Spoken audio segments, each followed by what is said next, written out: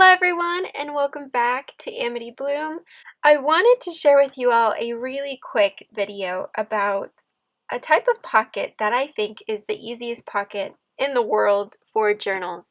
Probably a lot of you already know how to create this pocket, but for those of you who do not know, you need to be part of the club. This is honestly the easiest pocket ever to make in any journal. If you create a journal or if you purchase a journal already handmade, this is the easiest pocket for a journal maker and a journaler. So I'm going to show you the pocket in this journal first, and then I'm going to show it to you in my Artist in Bloom. So let me take out the ephemera pieces. I was in the middle of journaling and I was going to journal on these pages, and I was going to create my pocket, but I decided, wait, let me turn the camera on and share this with you all. So to create the easiest pocket that you can ever make in a journal, you need to have a full-length page, and it needs to be a page that's not too thick. So for example, with this page, this has been sewn on and there's multiple layers and collaging papers. If I were to fold this, it would probably crack, or it would ruin the collage, it would ruin this paper. So you want to make sure that you have a paper that isn't too thin and it's not too thick. All you have to do to create the pocket is take the edge of your page, and you can kind of see where I've already creased it, and then just fold it over. Now I like to fold it over about 1 inch or 1.5 inches, depending on how big your page is. So if you have a tiny page, you don't want to fold it in too much. I have a page that measures roughly about 5 inches, so I can afford to fold in about 1 inch of the paper. And this leaves me about 3 inches where I can put anything in the pocket and it'll be able to fit. If I were to make my pocket page like this, I would not have any space at all to put anything in that pocket. So it depends a lot on the size of your page. Once you have folded your page, it's time to decide what kind of adhesive you want to use. You can use a washi tape and tape it on the bottom and on the top. I like using a glue stick because I don't have to worry about my washi tape peeking from the sides or it having to match with my ephemera. So since this washi is purple and pink, then I am inclined to find ephemera that matches these colors as well. You can even take a stapler and staple the bottom and the top as well. So there's so many ways that you can close up your little pocket pages, but once you have done that and folded it over and let the glue dry, you are ready to grab your ephemera pieces and to put them within your pocket. And I'm telling you, this is the easiest way of creating a pocket in your journal. And for me, this is honestly the best of both worlds because I have a pocket on the front, a little strip where I can do some journaling, and then on the back you can do some more journaling, or you can create another little mini pocket, a little text spot on the back. It leaves a lot of room for you to customize. And that's it. It's super easy and simple to do. So now let me show you how to create this pocket in a different journal. Here is my Artist in Bloom journal. I have started using it here and there, but I want to share with you how to create that same pocket but in a different journal. With this one, I decided to use this craft paper because I don't really have anything collaged to it that will make it too thick, and it's blank. I don't want to use this page because if I turn this over, then my fabric will be in the way, my collage papers will be in the way. I don't want to use the music paper because I have this paper sewed onto it. So this page is the one that I'm going to do, and it already has the sewing lines on the side, which will make it even more beautiful and will make it stand out even more. It measured approximately 4.5 inches, and I'm just going to fold it in about 1 inch or so.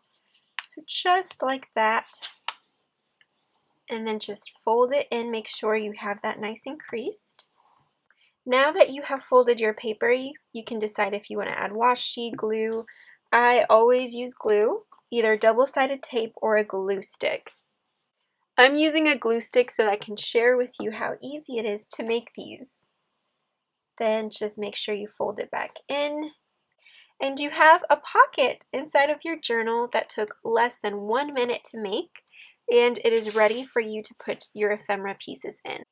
And not only that, but you also have a back portion where you can do more journaling, you can add more text spots, and I love the layered effect of having a pocket that is shorter than the page so that you can see what's on this page, and when you flip it this way, you see what's on this page.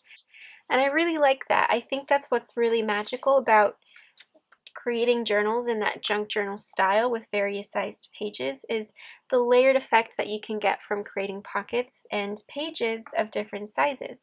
So you can do it either before you create a journal or after when you're using a journal, which is why this is perfect for a journal maker and a journaler as well. So now that I have my pocket made, I want to start pre-decorating it and having it ready for when I want to go through and document my mother's birthday that we celebrated a few weeks back. And I have already some ephemera in here that has to do with our special day. And this one here, it's actually a little receipt. It's upside down, but it's a receipt that we had from the antique store. And normally on our birthdays, we always go thrift shopping, antique shopping for a couple days in a row actually. And from the antique store, I purchased some fabrics. And these were some scraps that I had left over from a project, a very special project that we will be having hopefully at the end of this month, but these are some little snippet pieces. And my mom was with me the day that I bought these, so I want to use these for documenting our special day. And if you notice, it fits really nicely on this little pocket. And I also purchased a botanical book from the thrift store that day. This was the book. This is what's left of the book. This was the book jacket. And around the central image, it had these really beautiful fonts and scripts at the bottom and then on the sides. And so I really fell in love with the fonts that they used. So I like how everything has to do with plants and botanicals, like eucalyptus, ointment, chamomile, a compress, like a hot compress. And this describes my mom perfectly because she not only loves and adores plants, she has the greenest thumb I've ever seen, and she practices like remedies, like holistic remedies for when one of us gets sick. So that really goes along well with my mom. I want to use all of this in my journal, as well as some little washi tape that I actually got from some Happy Mail. So these are all the little treasures that I want to use. I just think it's so special how you can take something really easy, such as this style of a pocket, take seconds to make, but then you emphasize it and you make it really eclectic and beautiful when you begin to add your own personal ephemera to it, things that have meaning for you. You're using pieces that are special to you to document special memories in your life. So to start off, I actually want to take my stamp and I want to go ahead and stamp this onto my paper. Oh, so pretty. So pretty. And I know I want to use some washi, so let me start off with the washi tape.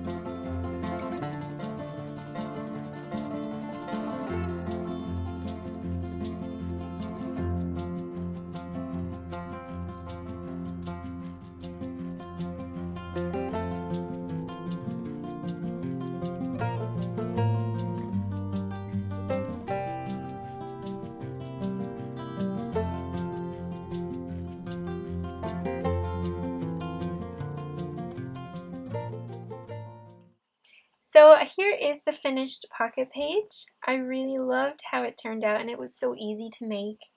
Not only was the pocket really easy, but just using my leftover fabric pieces and then collaging over them with those sentiments from the book jacket, and then using my stamp on that book paper, and then just lining it out so that it stands out. And then here up at the top, I left it blank so that I can use my date stamp and put the date up at the top.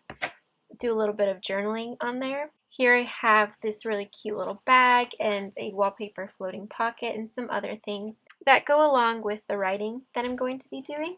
And then on the back, I wanted to keep it simple since I did do some collaging on the front. I didn't want to overdo it on the back, and I wanted this to complement this really pretty image here. It's a card, and I purchased this from a set, and I loved it because of the two little birds. They reminded me of my mom and I, and just the flowers. We have a cherry blossom tree, and we always have blue jays and little birds that sit on that tree when the springtime comes. So I really liked how the colors went with this page. I wanted to bring in some craft paper so that it broke up like the cream, the white, and the white. Added a little bit of craft paper because it goes along with the piano paper that is here on the back. I love this pattern, and I think it goes really well with the colors. I really like how it contrasts with this paper here, this little note sheet, because it is a square shape, and here we have more rustic edges. I just love everything about this little pocket page. It's so easy to make and then to decorate.